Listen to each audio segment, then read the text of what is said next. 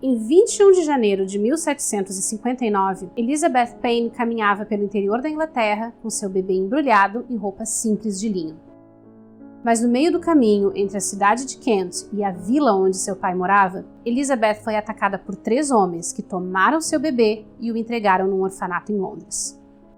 Mas calma, que essa história tem um final feliz, em grande parte graças à determinação de Elizabeth Payne de reaver o seu filho e ao enxoval que ela mesma tinha costurado para ele. Meu nome é Pauline Kiser, eu sou historiadora da indumentária e recriadora histórica, e você está no canal da Modista do Desterro.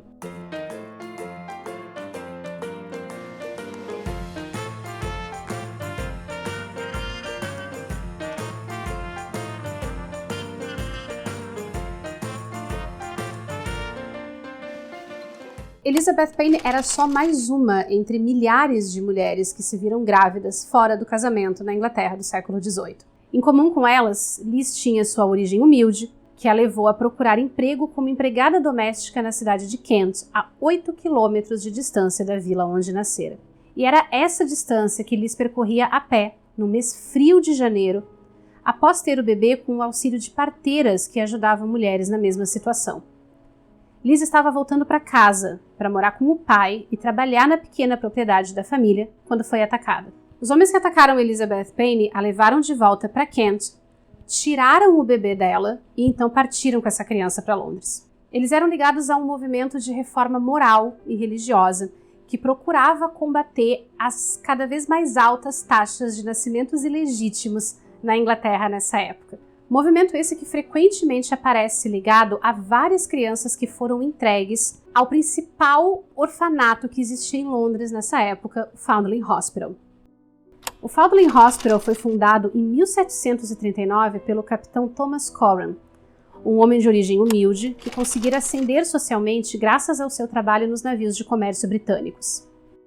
Ao longo do século XVIII, o Foundling Hospital se tornou uma das mais importantes instituições de caridade do Reino Unido, financiada pela classe rica através de ações beneficentes, como concertos, feiras e grandes campanhas de arrecadação. O objetivo de Thomas Coram era criar um local onde pais e mães, mas principalmente as mães, que estivessem numa situação delicada, pudessem deixar seus filhos em segurança, ao invés de abandonar essas crianças na porta de igrejas ou das casas de pessoas, como era uma prática comum em Londres até então. Mais do que só receber e criar essas crianças, o Foundling Hospital procurava garantir que elas tivessem alguma forma de sustento e independência na vida adulta.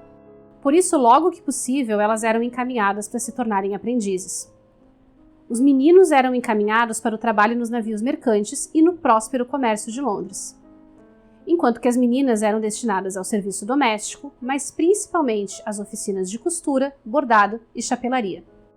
Mas nem todas as crianças que chegavam ao Foundling Hospital tinham sido de fato abandonadas. Era o caso do bebê de Elizabeth Payne, mas também o caso das chamadas estadias temporárias, que aconteciam quando os pais estavam em dificuldades financeiras e deixavam os filhos temporariamente nesse orfanato, retornando para buscá-los quando a situação melhorava. E para facilitar esse processo de busca, já que grande parte da população era semi- ou totalmente analfabeta, a administração do Foundling Hospital instituiu um sistema de registro de entrada dessas crianças, em que as crianças eram identificadas não só pelo nome e pela data, mas também pelas peças de enxoval que elas traziam quando chegavam. São livros e mais livros onde constam dados como a data de entrada, nome, sinais no corpo, quais peças acompanhavam a criança e fragmentos de tecido. Muitos desses tecidos eram só isso mesmo, fragmentos, mas de tecidos estampados ou com algum detalhe que permitisse buscar o registro dessa criança no futuro. No dia 22 de janeiro, dia seguinte ao sequestro do bebê, Elizabeth compareceu diante das autoridades para denunciar o caso e peticionar a devolução do seu filho. Em toda a documentação do processo são repetidas as descrições do que o bebê estaria usando no momento em que foi arrancado da mãe. Um conjunto de panos de cabeça lisos, uma camisa de linho, um vestido de linho bege listrado em vermelho e azul, um cobertor de lince, que era um tecido misto de lã e de linho, e um cobertor de flanela branca. Nos registros do Foundling Hospital, Thomas Payne se tornou Thomas Gold, criança número 11301. E lá na página do registro estão descritas suas roupas e um pedaço do cobertor de linho listrado, preso na folha com um alfinete já meio torto, mas que continua lá mais de 250 anos depois. Fontes como essa, que são documentos muito sensíveis do ponto de vista emocional devido a como foram formadas, acabam por oferecer para a gente uma janela para enxergar um pouco da vida das pessoas mais pobres e a quais materiais elas tinham acesso. Mas também nos permite espionar os detalhes de um tipo de roupas sobre as quais a gente encontra poucos detalhes, porque raríssimas peças desse período sobreviveram, as roupinhas de bebê. As poucas peças de roupas de bebê do século XVIII que existem em museus não são exatamente o que a classe trabalhadora teria em casa. Como esse traje de batizado em seda que está no acervo do Museu Victoria and Albert na Inglaterra. Como via de regra, nas famílias mais pobres, as roupas, além de serem mais simples, também existiam em menor quantidade.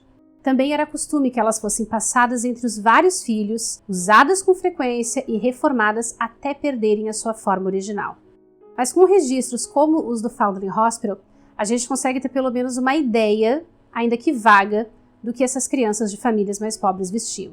As primeiras peças descritas no registro de Thomas Paine são seus panos de cabeça, uma touca de holanda com borda de cambraia e um pano de testa do mesmo material. A touca descrita provavelmente seria bem parecida com essa, uma original do século XVIII que está no Museu de Belas Artes em Boston, nos Estados Unidos. A diferença seria que o modelo feito por Elizabeth não teria renda, já que ela própria diz que era uma touca lisa ou simples. E o pano de testa teria esse formato de triângulo, mas feito num tecido mais simples. Essa é uma peça feminina, adulta, do final dos anos 1600, do acervo do Museu Victoria and Albert, mas que dá uma ideia pra gente do que seria essa peça. A camisa do bebê é descrita como feita de linho, enfeitada com irlandesa, e seria uma peça muito simples. Essa do Museu de Belas Artes de Boston é o exemplo mais próximo. Ela é lisa, toda costurada à mão e aberta na frente. Mas a descrição do registro fala em irlandesa, que seria um tipo de renda de bilro que podia ser feito em casa e era bastante popular no século XVIII. E que provavelmente teria um aspecto parecido com esse outro modelo, também do século XVIII e do acervo do Belas Artes de Boston, mas com um molde um pouco mais elaborado. Um dos motivos de essa camisa não ter nenhum tipo de fechamento é que ela ficava presa por baixo de outras camadas, que eram genericamente chamadas de vestidos ou vestes. No registro, o vestido de Thomas Paine é a origem do corte de tecido que identifica sua página.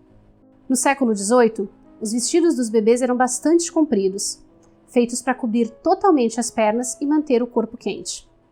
Eles podiam ser feitos de seda, mas o linho era o material mais comum. Essa peça é do Museu de Belas Artes de Boston e também é um original.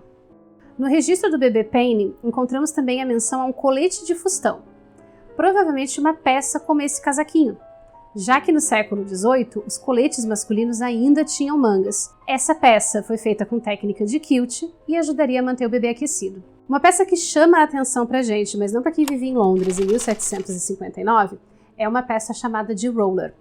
Embora hoje os médicos não indiquem que se use nem mais as faixas de umbigo no recém-nascido, até pouco tempo atrás isso era comum, e ainda é possível encontrar essas faixas em lojas. Mas no século XVIII, essas faixas não ficavam só no umbigo, elas cobriam o corpo inteiro do bebê. Em inglês, essa prática era chamada de swaddling, e se baseava na ideia de que, por ser muito flexível, o corpo do bebê precisaria ser colocado numa posição meio que para pegar a forma certa e não ter deformidades físicas na vida adulta. E esse era um hábito difundido em todas as classes sociais. A faixa do bebê de Elizabeth seria bem mais simples, mas em termos de formato e de uso, seria exatamente como a desse conjunto, feito entre 1700 e 1750, que está no Museu Victoria and Albert. E ainda é descrita uma peça que a princípio não sobreviveu em nenhum museu por motivos óbvios, a fralda, que era um quadrado de tecido de linho grosso, dobrado ao meio para formar um triângulo, exatamente como se fazia com as fraldas de pano até antes da popularização das fraldas descartáveis. Durante 6 longas semanas, Elizabeth Paine esperou que a direção do Foundling Hospital chegasse a uma decisão acerca do caso dela. Contra todas as possibilidades, o pequeno Thomas Paine resistiu à viagem até Londres sem a mãe e, chegando ao orfanato, foi colocado sob os cuidados de uma ama de leite. Ela permaneceu cuidando do bebê até o dia 25 de março, data em que ele foi finalmente entregue de volta à mãe.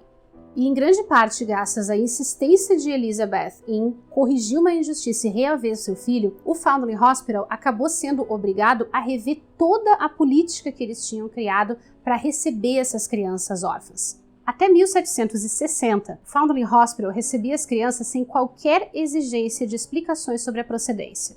Isso fazia, por exemplo, com que homens poderosos que engravidavam mulheres pobres tirassem as crianças de suas mães e se livrassem dos filhos ilegítimos sem deixar rastros.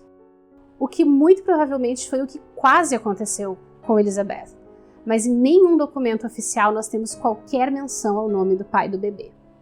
O que nós conhecemos são os nomes dos sequestradores, mas eles não merecem sequer ser citados aqui, exceto para vocês saberem que eles foram sim condenados a pagar uma indenização de 10 libras para Elizabeth Payne, o que era uma pequena fortuna para uma mulher pobre na época, além de condenados a pagar uma pensão semanal para ela até que a criança atingisse a idade de 7 anos. Claro que, assim como vocês, eu gostaria que eles tivessem recebido uma punição muito mais severa, mas o simples fato de eles terem sido punidos na Inglaterra em 1759 por um crime que foi cometido contra uma mulher de origem pobre já é um ponto totalmente fora da curva da maioria das histórias que a gente encontra semelhantes a essa. Apesar do grave problema de admissão das crianças sem verificação de sua real origem, o sistema de registro do Foundling Hospital era muito organizado, documentando não só detalhes de identificação das crianças, mas também toda a movimentação deles entre as amas de leite e as amas secas responsáveis pelos primeiros anos de vida. Mas nem toda a documentação do mundo teria sido suficiente sem a força e a determinação de Elizabeth Payne em reaver o filho que havia sido tomado dos seus braços de uma forma absolutamente cruel. Nós não sabemos muito sobre ela após o fim do processo. Faltam informações sobre o que ela fez da vida, se chegou a se casar, o que aconteceu com o pequeno Thomas. Do mesmo jeito que não sabemos do destino de grande parte das crianças que passaram pelo Foundling Hospital e depois ganharam o mundo. Muitas vezes, a única coisa que restou delas foram as páginas do registro de admissão. Hoje, o Foundling Hospital se tornou uma fundação de promoção da educação e do bem-estar infantil e mantém um acervo detalhado da sua história, incluindo os livros onde constam os registros do século XVIII. Hoje, o acervo está sob a guarda do Arquivo Metropolitano de Londres e totalmente disponível para consulta pública em formato digital. Como de costume, eu estou deixando para vocês aqui embaixo na descrição uma lista completa com todas as fontes que foram usadas nessa pesquisa e também com os links dos acervos digitais para que vocês possam acessar e explorar esses recursos. E se você assistiu até aqui, muito obrigada! Esse canal se mantém de forma independente, sem nenhum tipo de financiamento externo. Então, se você curtiu esse conteúdo, considere a possibilidade de se tornar um membro aqui no sistema do YouTube ou até de mandar um valeu demais pra gente. E eu te convido também a deixar o seu like, enviar o seu comentário, se inscrever, ativar as notificações e dar uma conferida nestes outros conteúdos sobre história da moda que nós já temos separados para vocês aqui com todo carinho.